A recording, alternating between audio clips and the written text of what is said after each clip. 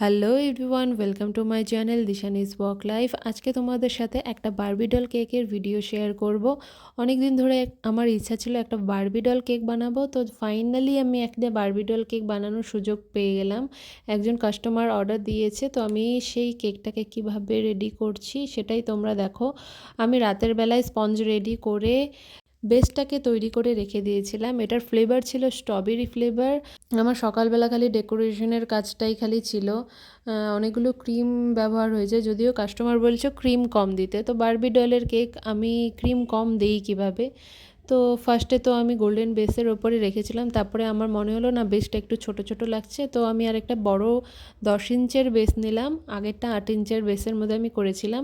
10 ইঞ্চের বেসের মধ্যে আমার কাছে একটা রেড কালারের 10 ইঞ্চের বেস ছিল, তো দেখলাম যে কালারটা খুব সুন্দর লাগবে, তো সেটার মধ্যেই আমি ডেকোরেশন স্টার্ট করে দিলাম। যদিও সময় হাতে আমার খুব কমই ছিল, আরও অনেক কাজ ছিল।